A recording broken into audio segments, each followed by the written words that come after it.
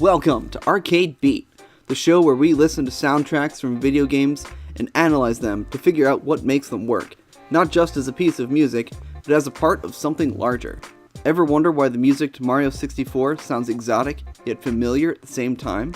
Or why you can't get that riff from Mega Man 2 out of your head? Arcade Beat has you covered. Oh man, I gotta remember to thank, in the recording, we gotta remember thank GameFAQs user Ricky Chan, because he's been my lord and savior for this entire thing. All right. You can sign us in whenever you want. Oh, that's right, I do this part. It's been so long. We missed you. Hey everybody, my name is Alden. Drew. Sully's here too. Yay. Hey. And we got Sully here. Hi. Unfortunately, Phil couldn't be with us tonight. He is busy doing important Phil things. That whole paid job thing. Yeah, the whole running a recording studio thing. A bit. But we are just gonna sit down here and have us a good old time. We need a little bit more prep time before doing another serious investigation into a game soundtrack. But we wanted to just kind of do something in the interim, and we decided why not do a public service announcement kind of thing on how not to make a video game soundtrack. What happens when garbage? Yeah, pretty much. I was really excited for this because it's the one sound, this is we pick a game and we all agree on a game every time we do this, but this one, because we're not game specific, we were all just kind of hey, how about this one, I want to talk about this one. So it's kind of you get it from all different sides. All three of us are putting our input, and these are the game sounds that you don't want to be in your game. Yeah, it's cool. Well, before we do anything else, everybody, I'd like you to stand up and please rise for the national anthem. Yep.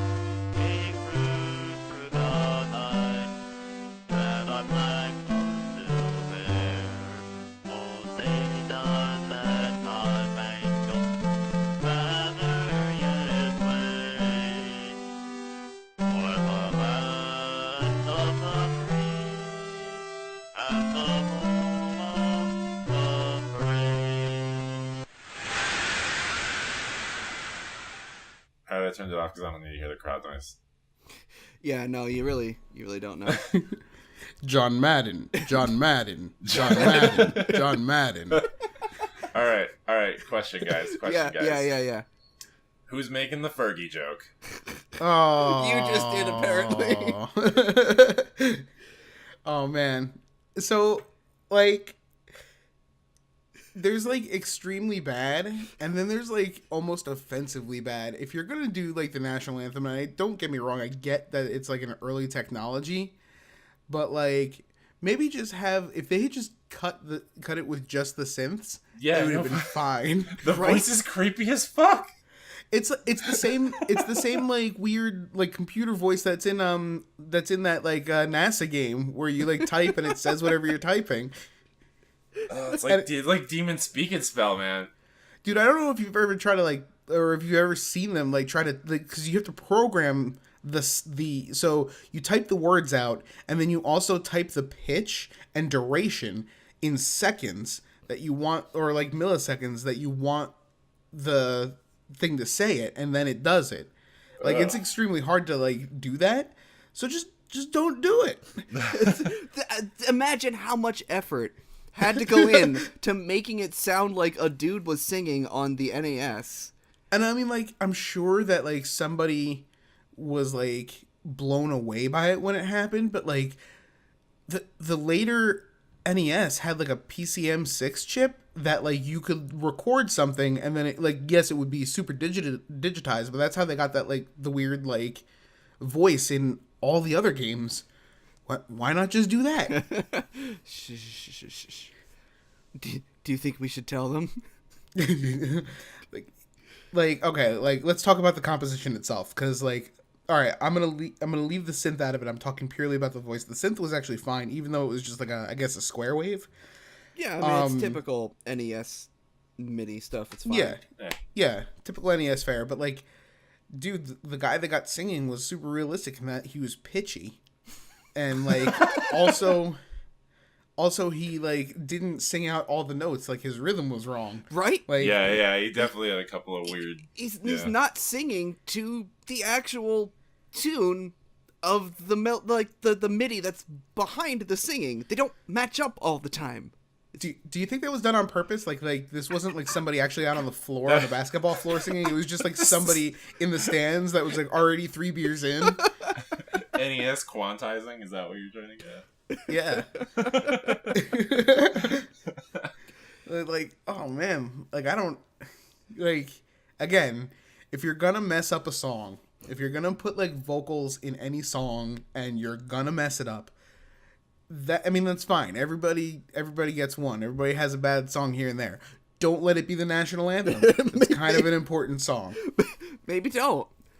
Maybe just don't do it. Maybe put the flag and just one thing. Do do do do do do do do do do do do do do do do, and then like that's it. We're good. Yeah. Okay, we get it. It's the national anthem. Let's move on. So, I would like to add just like a fun fact here. So when I was growing up, the dentist I went to actually had this in an arcade cabinet in the waiting room. Oh, snap. I played the shit out of this game. Was it fun? Kind of, yeah. I mean, it was there.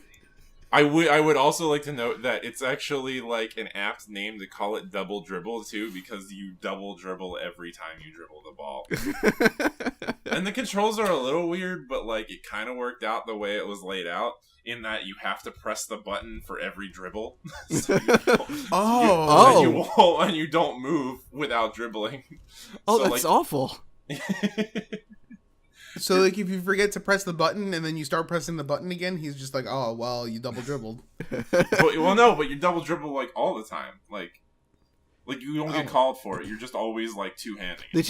It's like Mutant League football. They just expect you to break the rules. Okay. Yeah, they just don't call it. Like, you won't get called for double dribble in that game.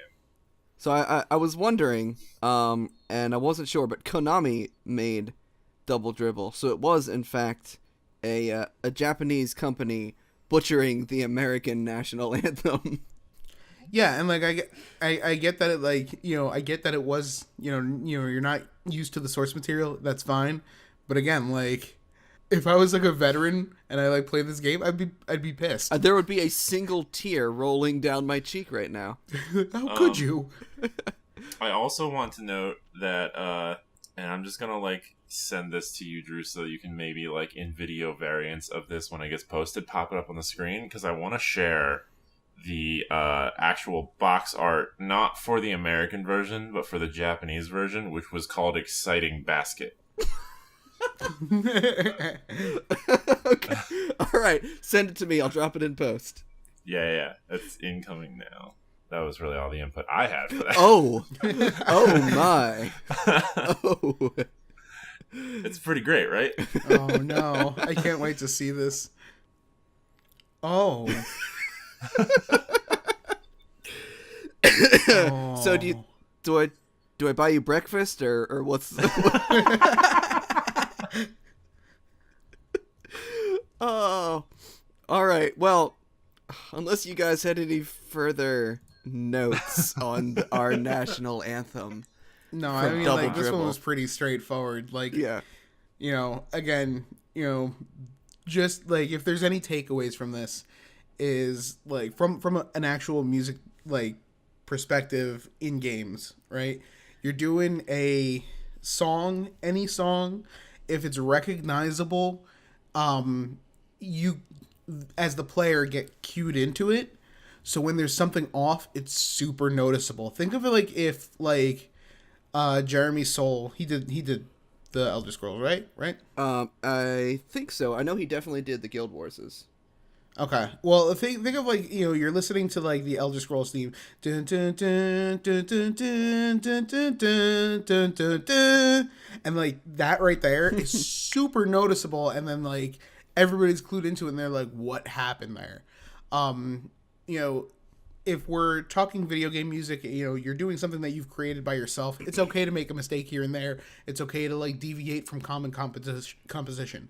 If you're doing the national anthem and you program the dude pitchy, like everybody's gonna clue into it, and that's what gets this spot here. Yeah, definitely. If you're leaning on established material, you got to tread that line real carefully. All right, so without further ado, let's go ahead and bring on the big daddy, because you knew this was going to be in here, the Resident Evil Director's Cut, Mansion Basement.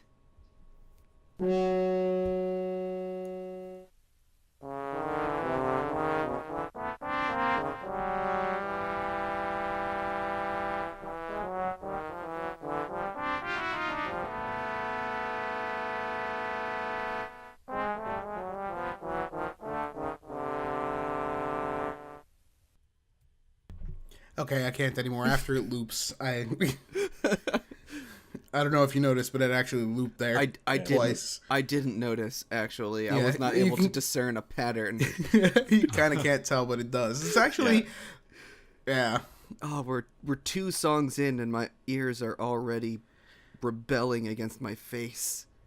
So I have to preface this. I want to preface this with a story, because we're going to take this story, we're going to feel bad about it, and then we're going to put it aside in a nice, neat little box and then continue the ripping on it. But, like, so Mamoru Samaguchi, the composer for the original Resident Evil, while he was composing this, he actually started losing his hearing during writing. So he actually had to hire a ghostwriter to write some of the compositions. Unfortunately, because he's a ghostwriter, we don't know who is actually the person who wrote it, because Samaguchi is the one who's credited it as it. So we don't know if it was the ghostwriter who did this or Samaguchi who did this. I think all of us like to believe it was the ghostwriter, and like he had like 20 minutes before like the game released to like just come up with something. I think there is some evidence to support that fact, but Oh, were you able to find something? I wasn't. not like, I mean, just from listening to it and stuff. But like, Yeah. at least in my opinion, if a talented composer is losing his hearing, yeah, like the pitch and stuff might be off, but like he would at least follow some of the more basic rules of composition, like have more than instrument playing. There were 2. Two of the same. Two of the same thing overlapping. No, because you know what happened there is that they used the they did it like when you write for like synth MIDI and don't know what the instruments are, and they played like 2 accords. Yeah. It's like almost like they left it like that. Maybe they were supposed to like just switch up the MIDI track and they just forgot. I don't know. I don't know. It's I don't really know what to say. Like it really does sound like someone put the tuba voice on your keyboard and then just like started playing notes. So compositionally, there is actually a little bit of a pattern. It's all the black notes on the piano, and it's within an octave. Okay. Huh. So it's like, very possible. This is something that could have been written by like a 7-year-old playing or on the keyboard for funsies. Like a literal cat. How do you know that the ghostwriter wasn't his cat? I mean, it might have been.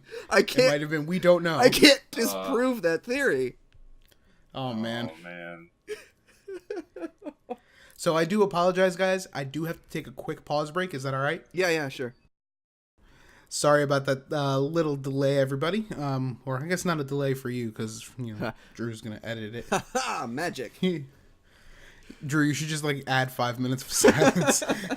You gotta get the authentic like Yeah. studio audience experience. The full experience. Excuse me, I have to use the latrine. I'll add a little flush sound effect too.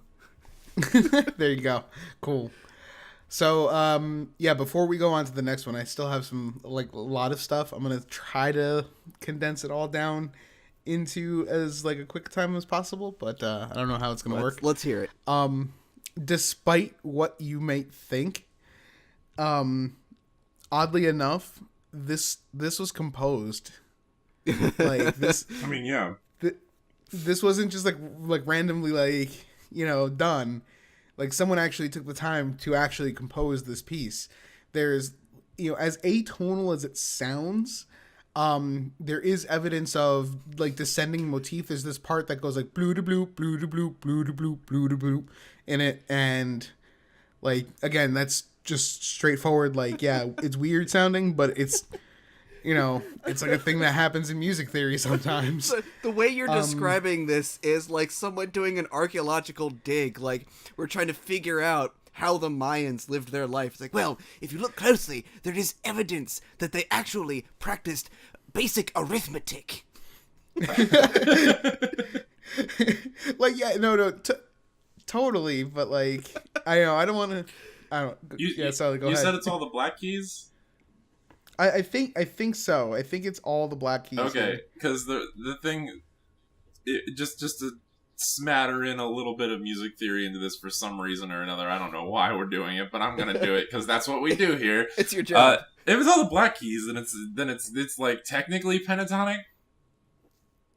Yeah, I guess so.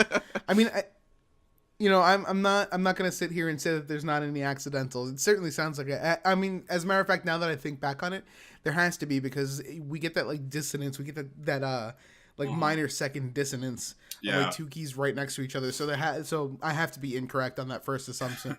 I guess not assumption, but I don't remember where I read it from. But, like, yeah, I mean, you have, like, this blue to blue, blue to blue, blue to blue, like these descending minor seconds. And they're all rhythmically the same. So you have, like, that, you know, as much as I hate to admit it, like someone spent time on this. Additionally, I don't know if you guys caught it, but at the very, very beginning of the song, quote unquote song, there's actually a whatever horn this is, but it's muted, meaning that they actually did use two different sounds within the sound font. Like, at first it's like, and then it goes, you know, that whole thing. But there's two distinct tones in this. So I don't know what that first one was, and it was like, you know, to quote something that my that Sully and my recording teacher once told us, the thing that really sticks with a person after listening to a song is the thing that you only do once. And that muted horn, sure enough, as much as I don't, like, I'd never, like, put this on the card and be like, oh yeah, Resident Evil, let's go. You know? I mean, if I were gonna listen to this, I would definitely go into beatnik mode. That's exactly how you have to handle this shit. This is some free jazz right here. It's the only way you can, like, pretend to tolerate it. But, like, you know, the thing that they only do once is this horn thing, and sure enough, you know, to our teacher's credit here, you know, it's the thing that always sticks with me for this song, because, like, when you go into this area, this is the basement of the mansion, and when you go into this area, the first thing that happens is, like, after the door closes, you get whee, and for some reason I have, like, vivid memories of coming down this door, and because, like, you descend some stairs and you open the door at the bottom of the stairs, and then you come out the other side and you're in this, like, taupe looking room with nothing in it. And it's like, weep. So, I mean, I guess insofar as, like, I remember it, it's effective. Sure. Maybe they were just going for, like, iconography rather than ambiance. I mean, if their purpose with this song was to make you feel uncomfortable, then A+, good job, mission accomplished. Listening to this makes me feel very uncomfortable. for me, it was just like confusion. It was like, you know, almost like they were like, well, this whole zombie story, this zombie horror story is never gonna fly. We need something to make this game memorable. Let's just throw in some random ass horns like in the middle of it, and then people will remember this game. They'll be like, oh, isn't that the game with the horns? Yeah, but Resident Evil game with the horns. This is the director's cut. This was like the extra edition that they sold after the game was popular. It now supports the DualShock analog controller. Like, you had an opportunity to get rid of this. It does. Oh yeah. That yeah. I had a thought for what came into my mind when listening to this, and I'm gonna not share it because it's too bad. Okay. We'll leave. Oh no. We'll leave it at that. I'm just not gonna. Okay. Go ahead and type it to us later. I will. All right. Is that it? Yeah, that's it. That's it for me. Right. I could go on, but I'm gonna choose not to. All right. So next, instead of just sticking on the obviously horrendous, just rag on it train. Even the zombie on the cover is like, what the fuck is that? It's just like, we're gonna mix it up a little bit. This next pick might be a little controversial, but I think we've got some interesting talking points around it. Let's go ahead and listen to Devil May Cry 3 soundtrack, Battle Music 1, also known as... It's called Taste Your Blood. Yes, there it is. Taste the Blood. Thank you, Hazma Shakir of the YouTube comments to this video. Yes. All right. So, yes, Battle Track 1, also known as Taste the Blood.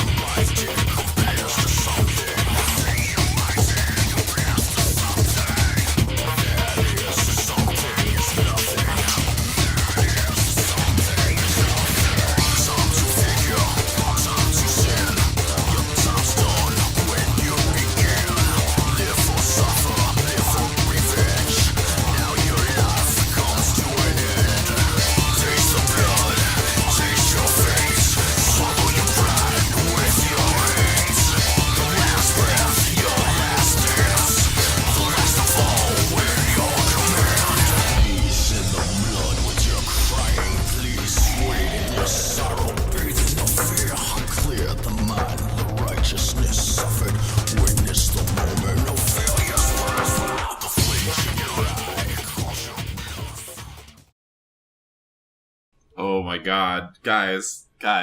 Yeah. This is like, this is definitely like a fucking Power Man 5000 ripoff. Oh, Dude, 100%. I was going to say Power Man 5000, and then I was like, I actually opted for the same joke, but I was going to say they wanted to be like Fat of the Land by the Prodigy. This is, and all the lyrics are like some early 2000s, like vague shithole, weird, like, I don't know what the fuck, rock band shit. Like, this is like must fight like a man. Actual lyrics. Yeah, no. So this is through compose, meaning that there's no repetition in the lyrical content. There's a lot of repetition in the musical content, but like lyrically, there's no like verse chorus. The closest thing that I can find to a chorus, because it's the only stanza that has more than 3 words at a time, is that one. That's the hook. That's the the hook. only lyrics that I ever remember. So, And it doesn't repeat.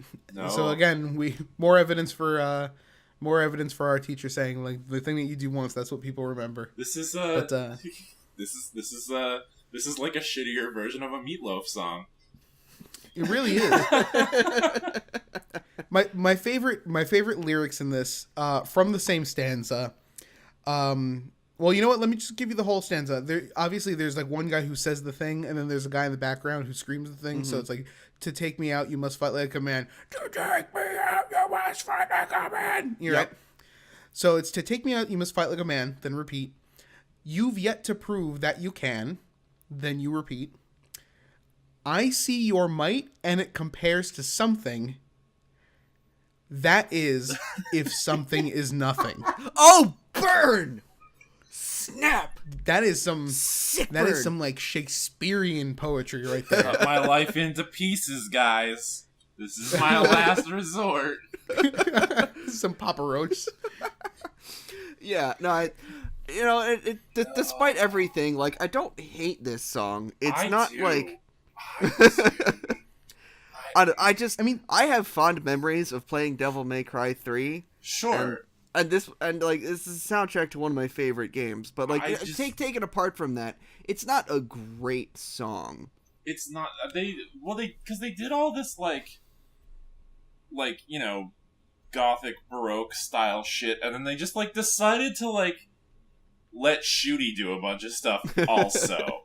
And then they didn't even like try and commingle. They just mashed them together. And like, it's weird as shit.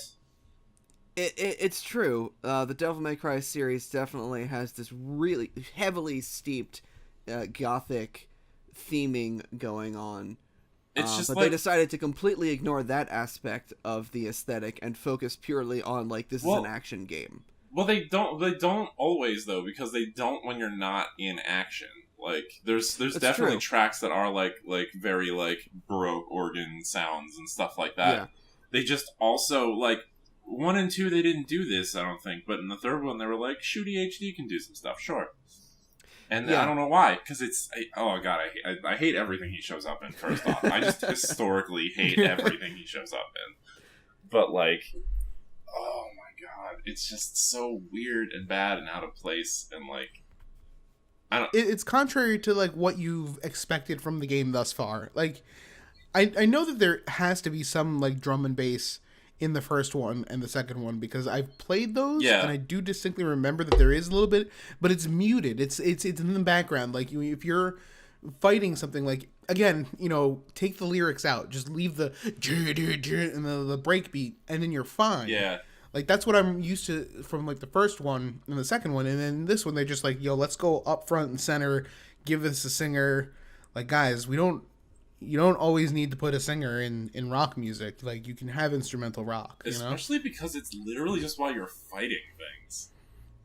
Yeah, I think the fact that So this loops a lot. yeah, the backbeat is like the song not taking like the lyrics into consideration is very forgettable, which I think actually does it credit as like a background fight song, because you don't really want the player to pay really close attention to the music. You want it to be something that lets them super focus in on the action of the game, and to that degree it is almost successful. But then you have the lyrics coming in and the vocal content that just sort of starts to distance it from that goal. Yeah, I want to bounce off of what you just said and really drive it home, because you have fights in lots of different games. Now, this is like an action RPG kind of thing where you're leveling up a character, but like, it's very combo heavy and button mashy. So, you know, it's what we what Drew and I guess a lot of the gamer community call Twitch controls, where you have to be precise with your button combos, you have to be fast and everything like that. You don't really have time to, take in the scenery. You can't smell the flowers. You know what I mean? Yeah. So you're absolutely right that you want something like just fast paced, something to get your heart racing, something to get your blood pumping, so that you can really focus in on the Twitch controls. Conversely, you have like a Final Fantasy. Again, we have a Final Fantasy X, right? And you have the super complicated Nobuo Uematsu, like, let's put this in like 5/8 and let's like put this in like 3 keys, one of which is really like a modal like part of a key or something like that. That can be super complex because nothing happens if you don't touch the controller. Like, you're not going to die if you don't touch the controller. Everything's waiting its turn. You have infinite time. You can go ahead and take a look at the graphics. You can go ahead and take a look at the scenery, listen to the music. So let's go ahead and make that a little bit more in the forefront, because otherwise, like, if you play Final Fantasy X on mute, like, it gets very boring. So like, you have this interesting music to sort of enhance that experience. Here, you don't need any enhancement because, like, you're like, holy shit, the entire time. Yeah. And you're supposed to be. So, like, again, budding audio designers for video games, like, again, take into account, when you're doing any sort of music, and this harkens back to, like, our talks on tone in music, using, like, wailing guitar for fire level, using, like, glassy tones for ice level, but it even goes as far as, think of the energy of the play in level. And we use energy as the descriptor for, like, the measurement of, like, how active is the player being at any given time. If it's a high energy thing like Devil May Cry, take more of a back seat.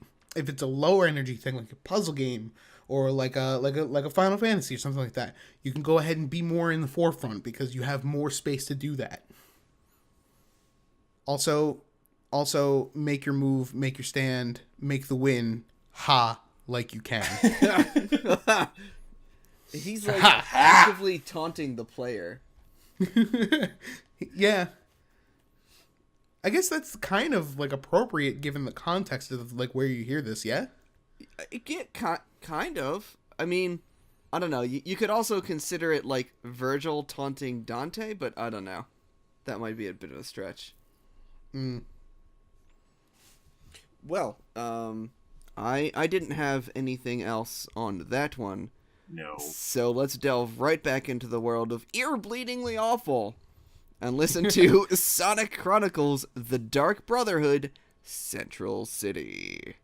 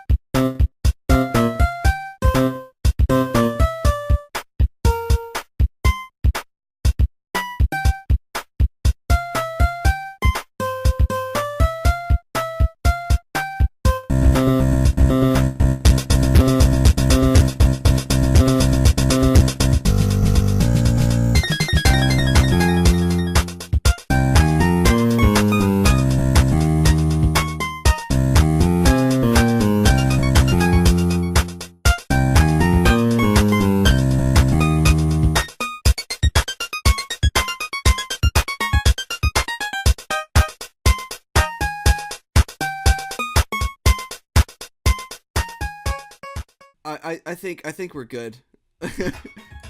I think a minute is just about as much of that as I can take. And I don't necessarily want, unless there's something that happens later that you specifically want to reference, I don't think we necessarily need to subject our dear listeners to that either. Dude, I know exactly how this track made it into the game. They're sitting there like in the design room, most of the game was going well, they were like doing this thing. And then, like, halfway through production, like, the sound guys is like, hey, guys, let me ask you a question. Mike Tyson. How you supposed to play Sonic Chronicles without a sound blaster? Oh, God. So they put, like, they put like one of those old Sound Blaster 32s from like the mid 90s in, you know, like the ones that would make all the noise in the DOS games. And they're like, all right, we're gonna make a song with this. We had a little bit of extra money. We put one of these things in the Nintendo DS cartridge. We got to use it somewhere. You know, go to it. That's how this song happened. So I can tell you actually, legitimately, how this song happened if you're curious. Go on. I am. Okay, so fun fact about this song, it was originally a placeholder track that one of the developers put in. They just rolled out this MIDI thing and stuck it in the game. And towards the end of the development cycle for Sonic Chronicles, which, by the way, was developed by BioWare, their contract with Sega ran out, and they wanted to focus their time and efforts on Dragon Age, so they just didn't. No. They just never hired somebody to fix it, and it got left in the game. That's amazing. That's because awesome. They just didn't give a shit anymore. Right, but I mean, like, looking back on it, it was the correct decision. Like, Dragon Age was a much better game. I wouldn't have wasted any more of their... Because at that point, like, the money that Sega paid them to make the game ran out, so they'd have to dip into their own money, and it's like, no.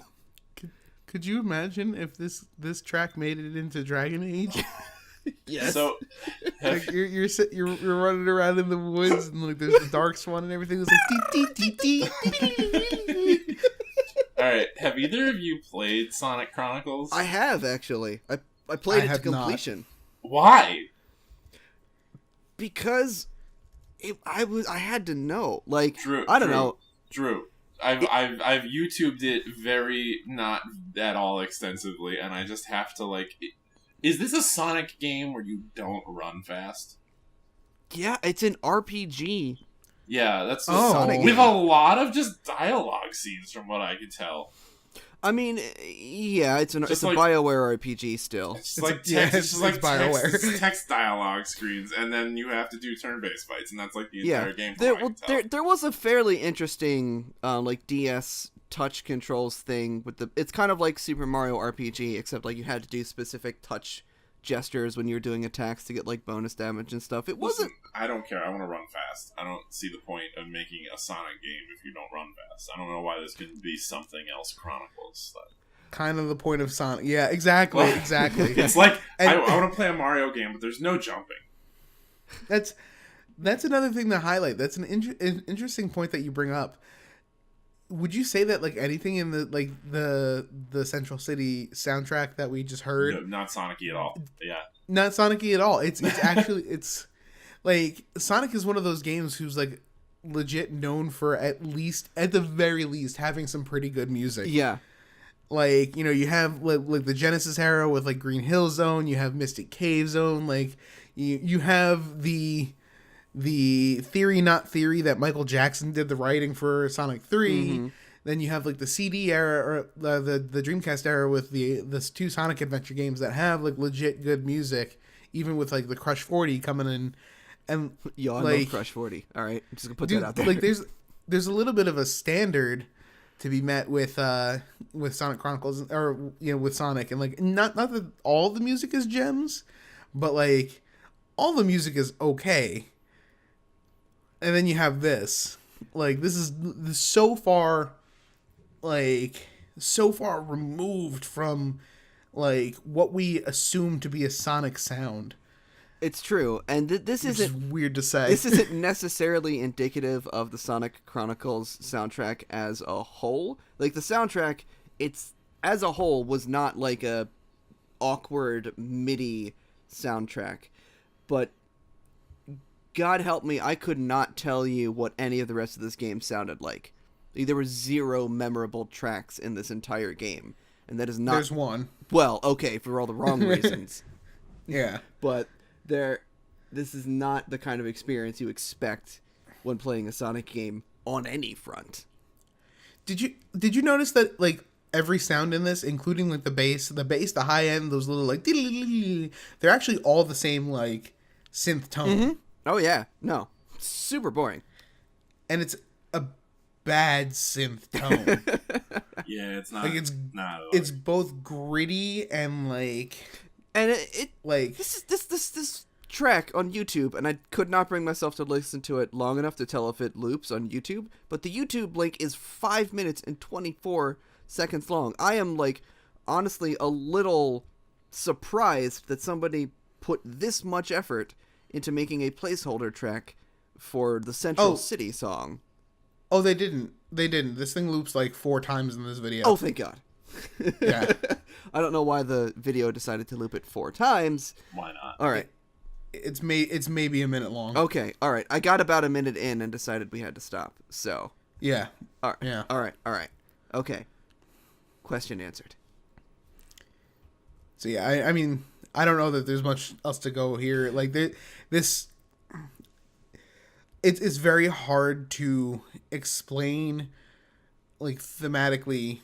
Like, I'm talking about the whole game.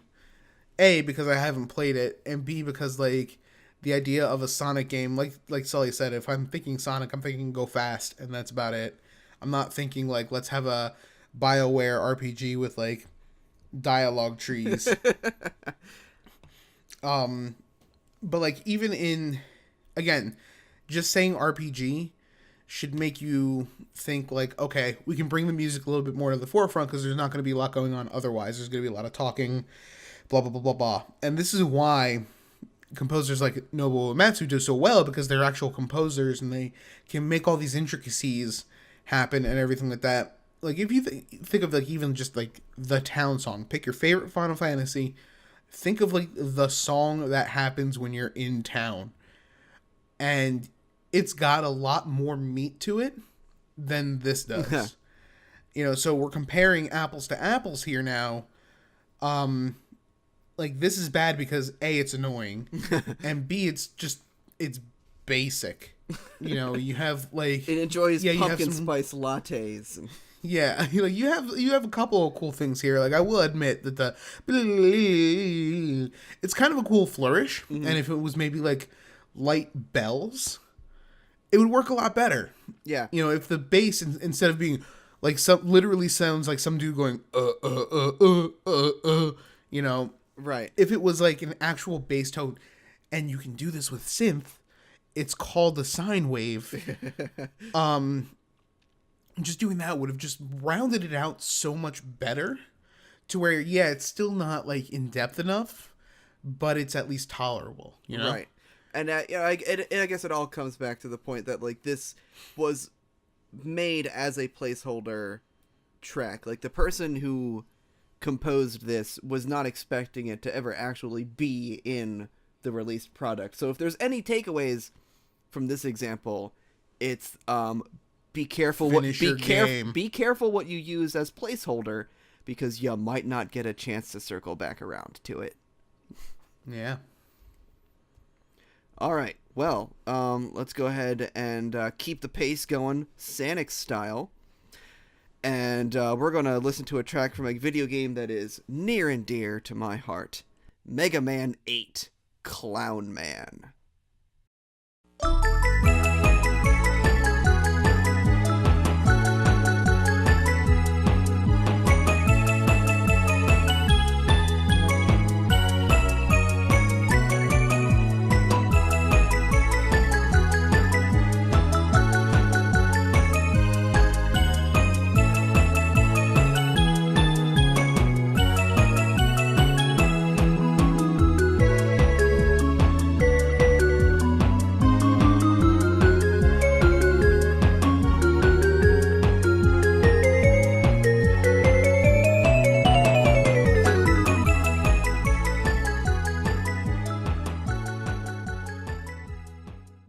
So before anything else, I would just like to point out that this Mega Man 8 was not composed by Manami Matsume.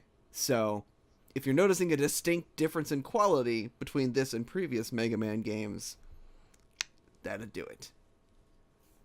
Yeah. So what do you guys think about this one? I just think it's kind of, like, goofy and not this whole. I mean, I feel like a lot of this game was like, because of that, very not what you expect from a Mega Man game. But, like, I guess they were also like changing it up because it was the first one on PlayStation, right? Yeah. Yeah. So like, was X4? well, that's that. I mean, the first Mega Man. original Mega Man game, on PlayStation. And they went a little cartoony with it. They did. It's Energy song resources. Energy resources. This song is a bit of a paradox, in my opinion. It's both simplistic and too complex at parts. Like, there are entire tracks of this song that I would just strip out and throw away, given the option. Like, the old school Mega Man music, you had the do do do do do do do do do do do do do. Like, there's just this one melody that really drives the whole thing, and then you've got like the back square wave for like the bass that actually cuts out every once in a while because they had to reuse the same soundtrack for the sound effects, so they couldn't use that for anything like the melody. But that was it. You basically had like one track that drove the entire song, and it worked so well because it was very simplistic, it was super catchy, it was just really high energy, and it drove the action of Mega Man, which is, a run and jump action game. And this song is like, let's go frolic in the clown park. The clown park. I mean, yeah, I feel like you kind of have to take this contextually, though. I'm gonna cause a little bit of a divide here. Uh-huh. I actually don't know why this song is on this list. I kind of like it.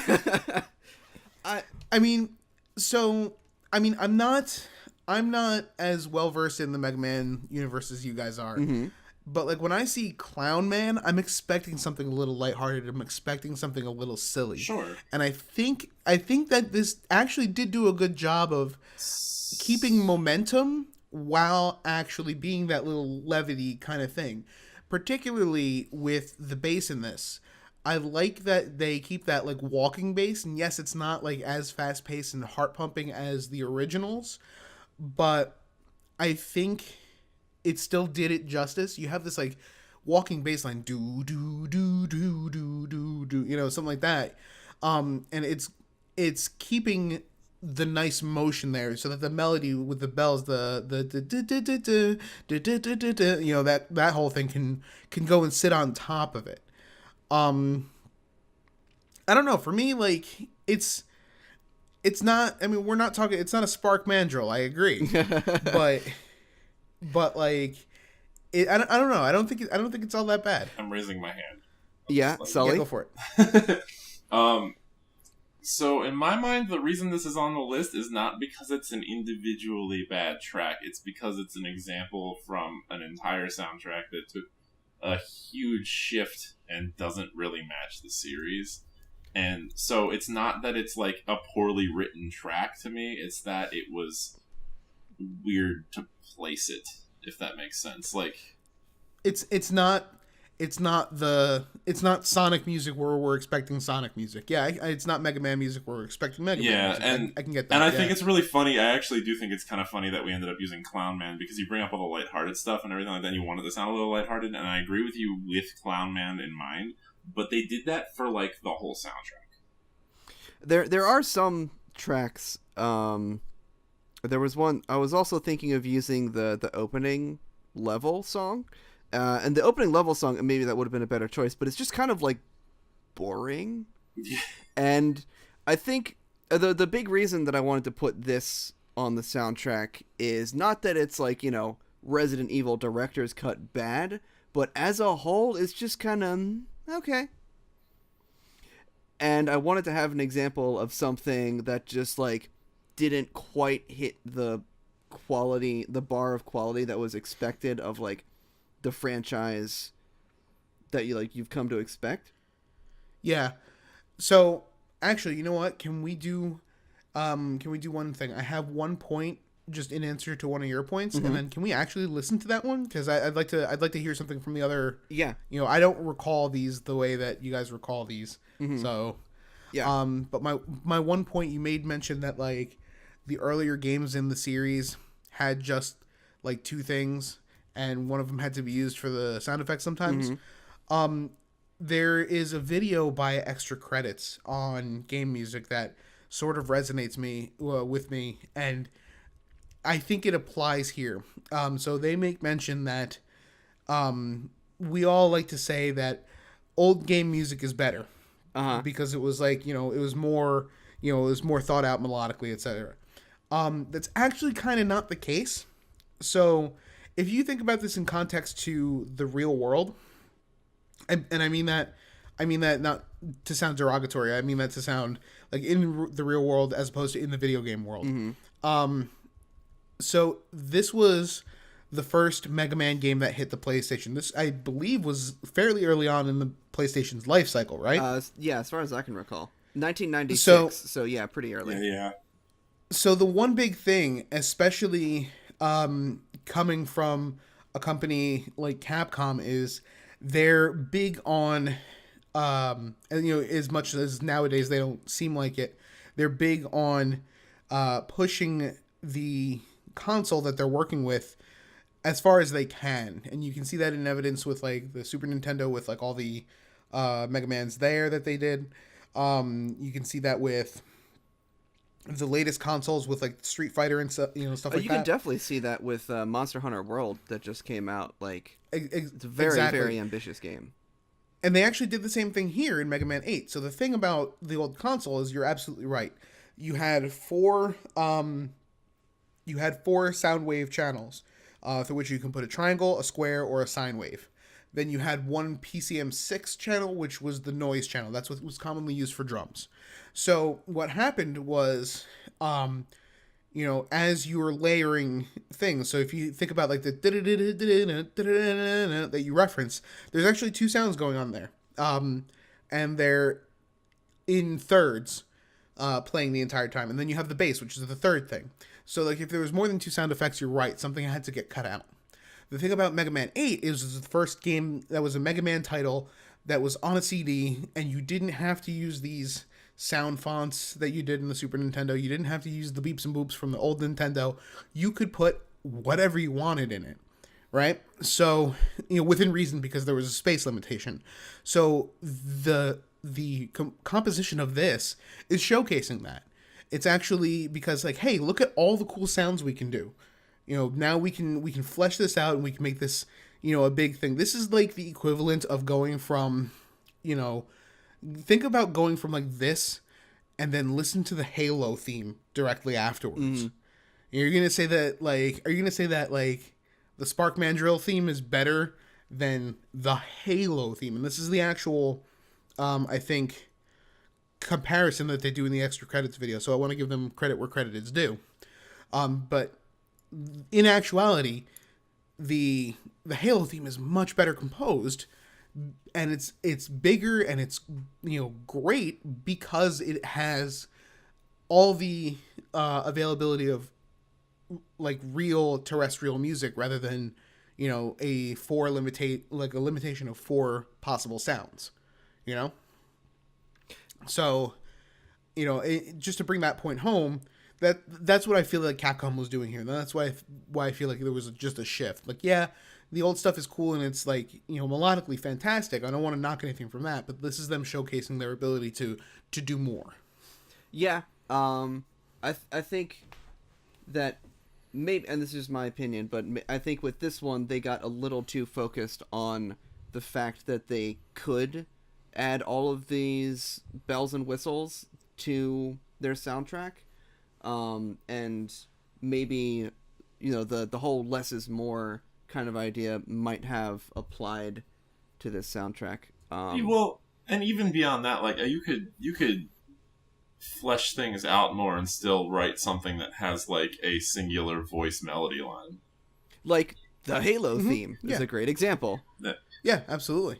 But so if you want to, we can go ahead and listen to the intro stage from Mega Man 8 as well. Just sort of. I would like to actually. Right. Let's see if we can add it into the mix. Yeah, I sent it to you on Hangouts. Cool. Let me pull that up.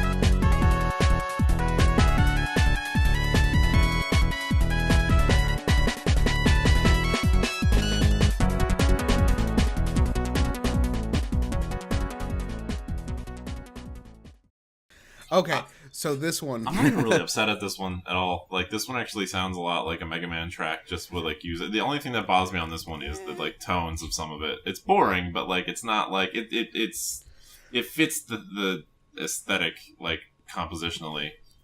I sort of see where you're coming from with this one, Drew. So, Sully, I need you actually to help me out because my music theory is not what it used to be. But you ever notice in like the older Mega Mans how they do that walk up? It's almost like a minor 6, then like 5 to 1 or something like that. But like the bass actually walks up to it. Yeah. You know, it's like da na na na like that kind of thing. Yeah. That's like peppered all over the Mega Man soundtrack from 1 to today, and there was like no less than 10 points in this track where they could have done that, and it would have hit that like sweet spot for me, but they just didn't, and I kept listening for it. Right? I can't articulate it as exactly as you, but I kept waiting for something to happen in this song, and it just never got there, and it bugs the crap out of me. It doesn't have that like impact moment or anything like that. Like I said, it is kind of like boring. It just like logistically, it doesn't bother me as much as the other one did. I do, like I said, I also don't like the voice tones. Like me neither. They're very bubbly. That's the whole game, and that's what I was getting at with the whole like they made the whole thing a little bit too like everything is like bubbly and like glowy and gemmy, kind of like, you know. I mean, like everything, every tone in this sounds super rounded. Yes, yeah. You know, it's like you know, that kind of thing. I guess maybe they just wanted to capture the essence of an 8. Well, the game even visually looks more cartoony too, though. Like they were just kind of going for that vibe. Yeah, except the story got like pretty dark. I don't know. It's weird. But with the we have to stop him, Elmer Mega Fudd Man voices and Mega Man sounding like a fucking child and shit like that. It's true. Yeah. Everybody forgot that he's Mega Man. Yeah. Mega Boy. Mega Boy. All right. Well, yeah, I don't really have a whole lot more to say about the Mega Man 8 soundtrack as a whole, other than that, like, I just found it very unmemorable. Yeah. I feel bad not being able to accurately describe that thing. So what I'm going to do is I'm going to find you a quick audio clip of like that walk up that I'm talking about. If you could just insert it here.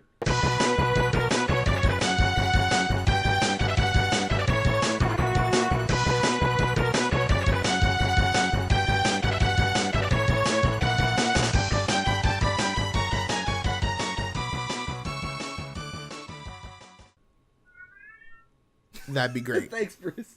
Yeah, sure. Cool. Yeah, I don't know how to make him not do that. I'm sorry. No, that's fine. All right. Well, this is actually going a bit longer than I had anticipated, but that's fine. We're gonna go ahead and keep going as soon as I get back to my playlist. Yeah, we're doing really boy. bad examples of iconic series all in a row. Excellent. This next one is how not to make a Mario game in every conceivable fashion, but we are gonna go ahead and listen to Hotel Mario music, Hotel 1, Variation 1. Sweet.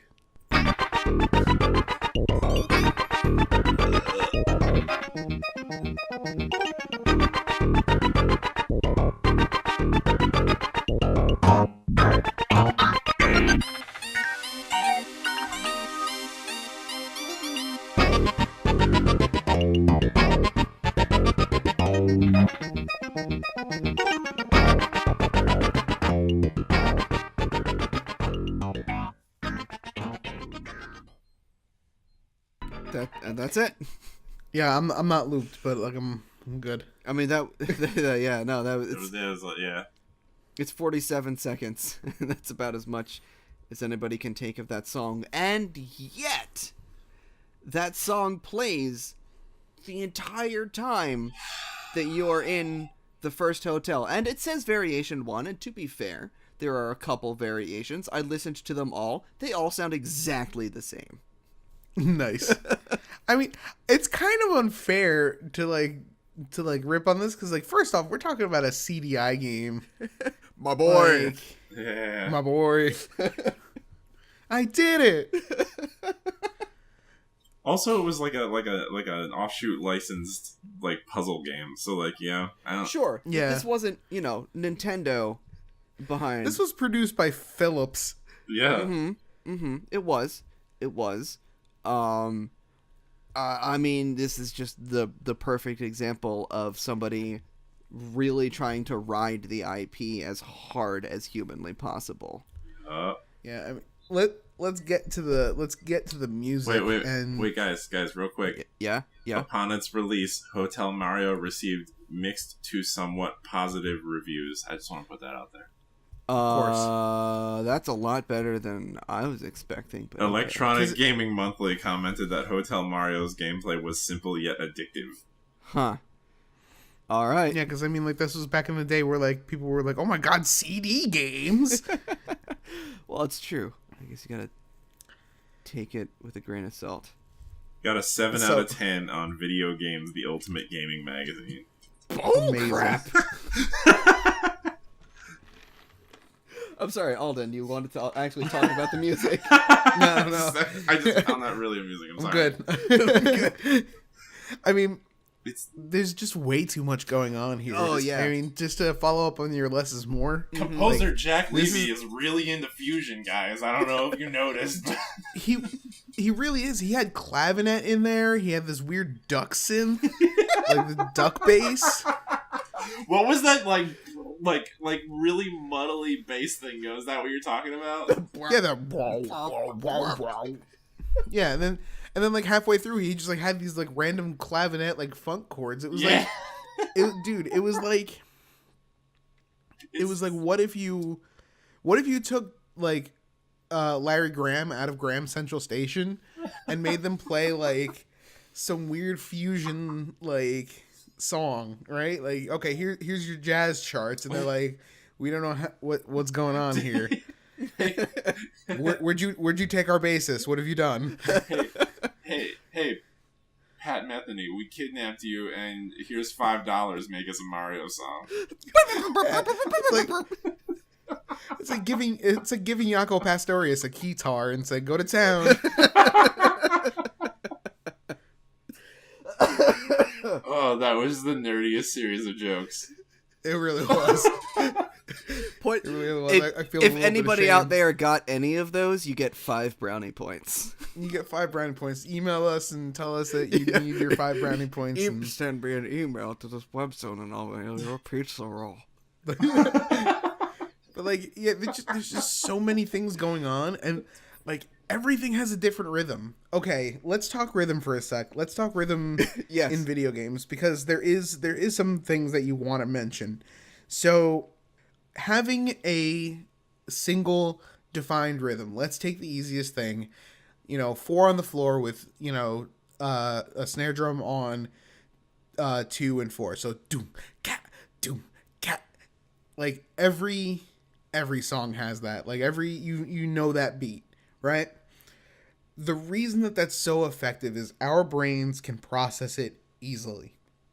So our brains say, okay, 2/4 rhythm, got it, and put it in the back so that it can pay attention to all the other stuff. Now, the more complex that you get with your various parts in music, the harder it is for our brains to comprehend everything that's going on. So let's say you have that, and then you have a bass going doom, ba-doom, boom, boom, ba-doom, boom, boom. You're going to hear the bass a lot better because like you've already processed the drums and cool, that's in the background. Now the bass is in there. Now you have like a lead doing like another rhythm. Okay, cool. Now the lead's going to be in front of the bass because the bass is still fairly easy to process.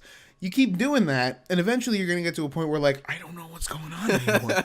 And that's 100% what this is doing. There's like this super complicated drum loop with a bass that's not usually a bass ties to the kick drum. It's not doing that here. And then you have these random like inserted like and like that's driving you nuts here. Like, ironically, that's like the most like rhythmically like on the money thing. Like, there's a concept in music called the ostinato, and like the ostinato is just the thing that repeats throughout the entire song. Yeah. That is that that's the ostinato. That should not be the ostinato. That's a bad ostinato. Your ostinato's bad, and you should feel bad. Yeah, like, and then you have like these like random other instruments just flying in. Like the clavinet, I swear, has like 3 chords the entire loop, and it's just like, it's all right, I'm out later, guys. I'm packing up. Like, I'm done. yeah, you have like it's just weird. There's so much going on, and it just like it causes confusion.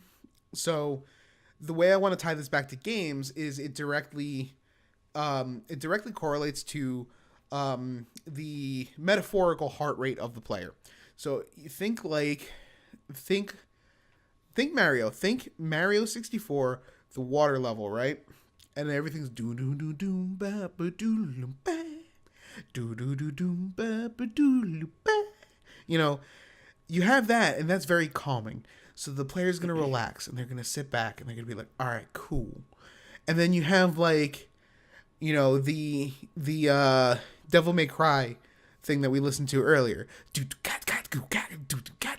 That fast beat is gonna correlate to, again, the heartbeat, the metaphorical heartbeat. It's gonna get the blood pumping. It's gonna get the heart racing. You know, again, had they not done the stupid lyrics, that would have been great for that game. I don't know where to place this. I don't know what I'm supposed to feel right now, because again, you have that like weird like like thing going on, and it's all fast and like all over the place. But then you have the doom ba doom doom doom ba doom doom doom in the bass, so like it's walking there, and then you have like hectic in the walking, and then it makes me sad. Sorry, Sully, I didn't mean to cut you off. No, I was so like, what I was going to say is that if you need to know where to place it, you place it. This is basically happening while you're playing Bejeweled. How do you mean? Like, that's what this game is. Oh. It's like puzzles. Yeah, I'm pretty sure you could actually give like an old elderly person playing Bejeweled a heart attack with this song. Like, I'm pretty sure I'm actually having an aneurysm as we speak. All right. Well, speaking of aneurysms, are you guys ready for Crazy Chocobo? Oh, yeah.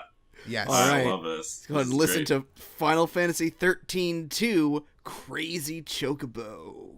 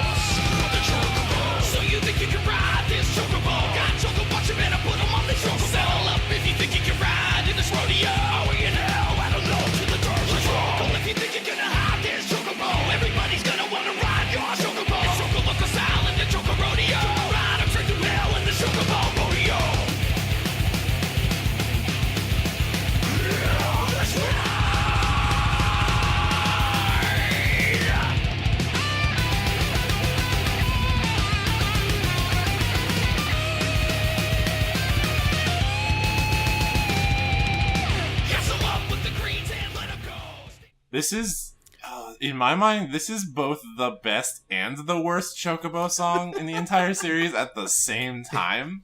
Yes.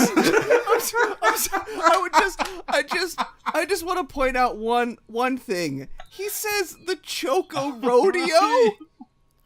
Yes, he says Chocobo a lot, actually, and Rodeo a lot. Then he says Choco Rodeo. This has to be tongue in cheek, man. Like, I don't. Oh, totally. Yeah. Totally. There's no way this was serious. Chocobo?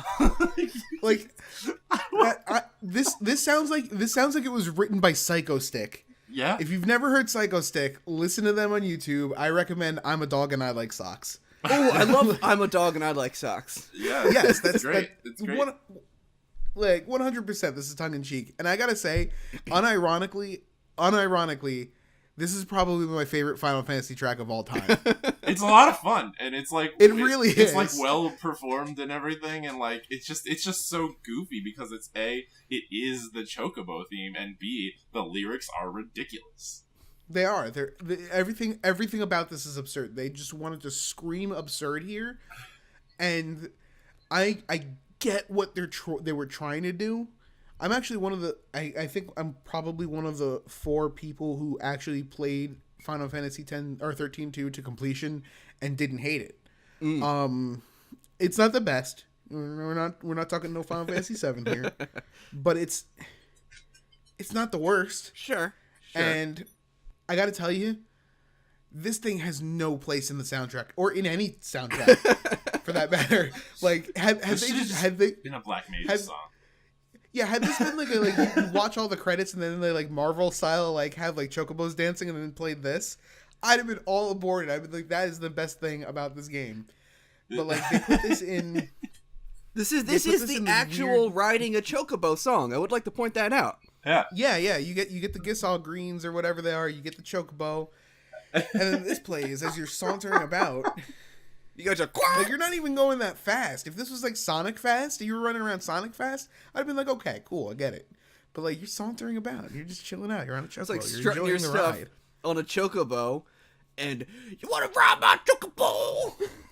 Yeah, no, wait, hold on, because I have the lyrics pulled up. You were right. There are 2 stanzas, and I will read them both if you'll allow me. Gas him up with the greens and let him go. Stand back, stand clear as he puts on a show. So cute yet fierce is he from hell. I cannot tell, yet I don't even want to know. So you want to be a trailblazer, kicking dirt like a hellraiser. Take the reins, but don't react slow. It's time to feel the force of the Chocobo. Guys. That's stanza 1. Guys. Real quick.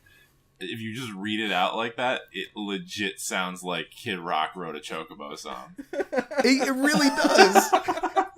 It really does. Dude, it's so metal. It's great. All right. Stanza 2. Go. So you think you can ride this Chocobo, got Choco Bucks, you better put them on this Chocobo. They just rhyme Chocobo with Chocobo, mind you. Okay, so now we're doing the Limp Bizkit verse. Exactly. Saddle up if you think you can ride on this rodeo. Are we in hell? I don't know. To the dirt, let's roll.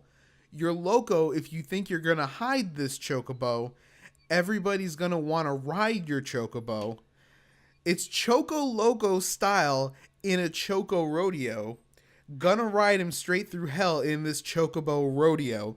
Now we've rhymed rodeo with rodeo. And then there's the guy that's like, yeah, let's ride afterwards.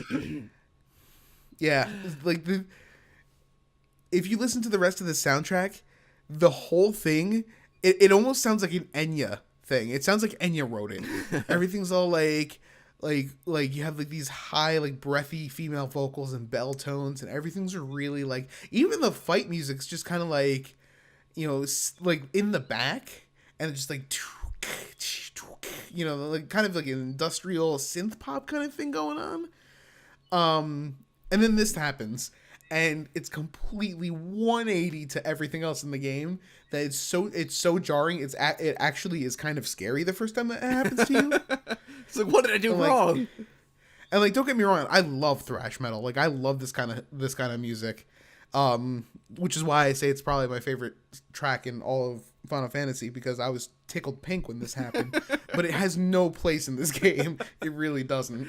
Yeah, that's the reason that it gets on the list. It's just from a sheer cohesiveness standpoint. Like, if you do the entire game like this is too high octane for an entire game. You have to slow it down. So like, I appreciate what they're trying to do with this. They were trying to make the Chocobo thing exciting because if you get down to it, like, you're riding the Chocobo to find some secrets, and it's like, it's fun, but like, you're not going that fast. So they kind of wanted to like pump up the octane. Again, as I said, like, you're playing an RPG, your music's kind of at the forefront. But this is just not the way to do that, man. All right. Well, man. Oh unless you guys have any other points, let's go ahead and move on to our last track, Metroid Other M, Space Pirates Battle Theme.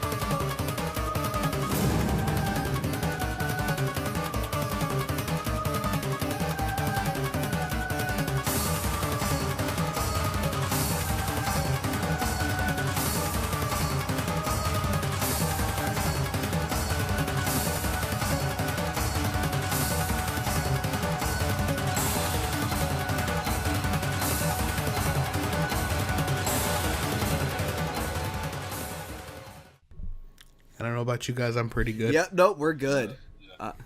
That track is giving me anxiety. See, It really does. Like, I had the exact opposite. Really? I've never been so bored listening to a track that was so high energy before. Well, yeah, you could just like trance it and just like it's just because it's not. But like, I don't know. It irks me. Well, I mean, Yeah, that definitely is true. I guess that's its intended purpose, so I guess that's kind of good, but it's not in a good way. There's a difference between giving somebody anxiety and like making somebody anxious in a good way. Yes, and there is a good way to do that, like from a video game or movie perspective. I would describe it more as tension than anxiety. Like, anxiety is bad, tension is good. Yeah, I guess so. Unless you're playing a Feel Pooper Pants game. Yeah. And like this game came on the tails of like the Prime series. So for me, like the Space Pirates theme, I get what they were trying to do here. The Space Pirates theme is supposed to be tense because the Space Pirates are like the big bads of the Metroid universe. So like when that happens, it's supposed to be kind of an oh shit moment. But like if you compare this to, and you know what? Can we do that? Do you mind if I send a link? Not at all. All right, hold on. Before I make this point, I'm going to send this over. Can we just take a quick listen to this? Yes. Yeah. Let's go ahead and do a quick A/B comparison on the Metroid Prime Space Pirates Battle.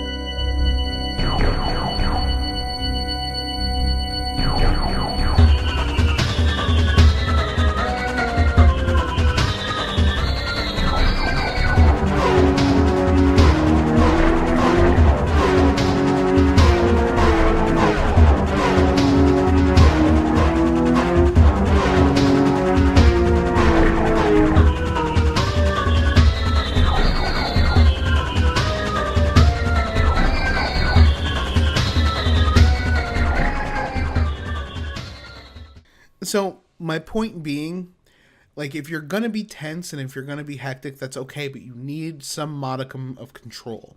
You need to have, like, you can't just go balls to the wall. This is the same reason that, like, Hotel Mario went down.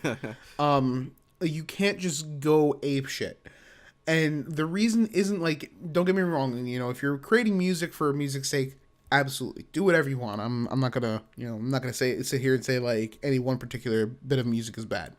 But if you're doing it for some other media, like a video game or a movie, you need to have some sort of control because you need to have some way to tie it in. And if you go just ape shit, you're gonna lose the point, right? You're gonna lose the plot. Yeah. With the Metroid Prime thing, yes, you have these like ascending motifs. That creates tension. and then you have the ba-na, ba-da. You have like these like big jumps in intervals. The ba-na, that's a minor second, and then ba-da, the jump between those two, that high and low, that's a big jump, and that's creating tension because that's something that's not usually expected in music. And then to top it off, you have the high octane in the high end of the drums, the and that's rhythmically impressive. But then you have like this nice cool backbeat that kind of gives it this industrial feel, and that grounds the song, that grounds the track to something that is familiar. Again, think back to when I said, you know, having the thing that we can just process and have at the back of our mind. That provides us that like little bit of like, okay, this is a track, like, you know, I'm anxious and I'm tense and everything like that, but this is a little bit of grounding. With the Metroid Other M version, it was just kind of all over the place. You have all this high energy stuff, you have all this high end, like, you know, this whole thing going on, and you don't have anything to ground yourself in. All you're gonna do is create confusion in that case. That's like a huge, that's like music writing 101. If you want to confuse your audience, this is how you do it. Yep, pretty much. Yeah, that there's just way too much happening. Yeah. And it's to the point where like I was saying earlier, like I found the song to be boring because like my brain just couldn't, and so it just tuned it out. yeah. It eventually becomes just like, all right, like, better to just block this from my memory. And it's really disappointing too because, again, being maybe one of 4 people, I really enjoyed Other M, and I really enjoyed the soundtrack specifically. I thought overall the soundtrack was really pretty good. So like when this happened, it was just kind of like a what kind of thing. Like, you know, this is kind of like, you know, it's kind of like Resident Evil Director's Cut. Like, you know, I'm sitting there enjoying the game, then all of a sudden this happened. I was like, well, what the hell's going on? Like, why is this a thing? Why is this happening to me? Yeah. All right. Well, we did get a special request for a bonus track at the end. So we're gonna send you guys off with Grandia 3's some town theme. I don't know. It's all the towns. Oh, okay. All right. Well, the town theme from Grandia 3. Oh, God.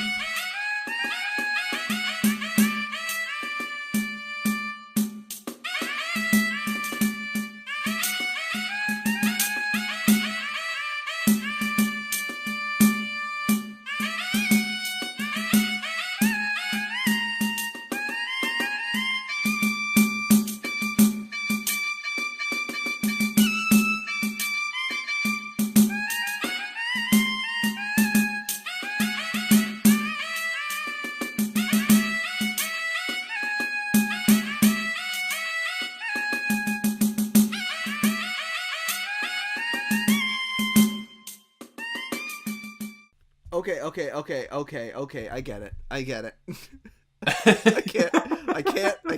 can't. Who hates me now? I kind of do. Yeah. Everybody hates you. But am I right? Does it belong on the list? It belongs really on the does. list. Oh, okay. Oh. I mean, So- this is a surprise, so I don't have anything specific. Go ahead. This should have no bearing on our final analysis, but I feel it appropriate to mention that like the up next video for me was the boss theme from Cory in the House soundtrack. Same. And I'm actually enjoying it a bit more. Can we also click that? Oh man, I'm actually like, do me a favor, just post like maybe the first 13 seconds and like. All right, we're gonna. do you want to just have the boss fight to Cory in the House play us out? Yeah, I mean it was better than what happened. I mean, like, can we talk about that Grandia track? Yeah.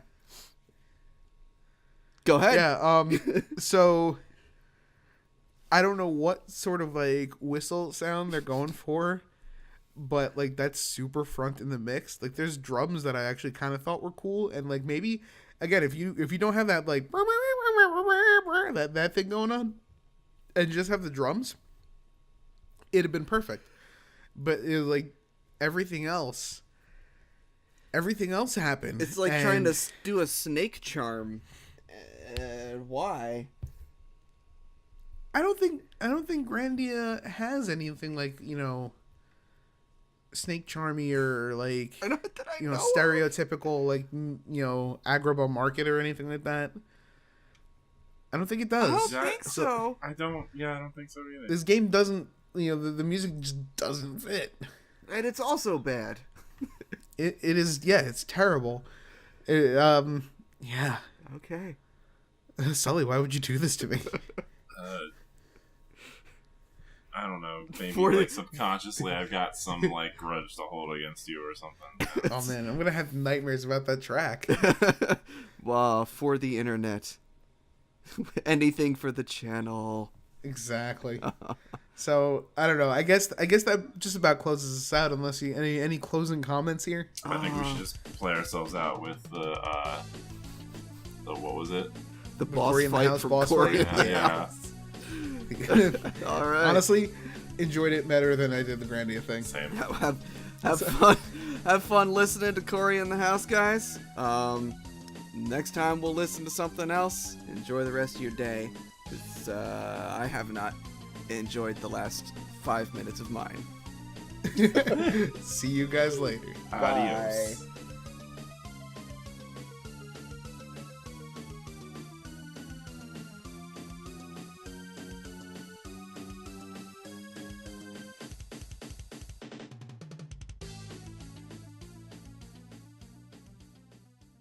Thanks for watching, everybody. Make sure to click that subscribe button to stay current on all things Duplay. If you really like us, why not support us on GameWest? We've got lots of awesome rewards for our subscribers, including early access to our videos and exclusive content. Thanks. Catch you guys next time.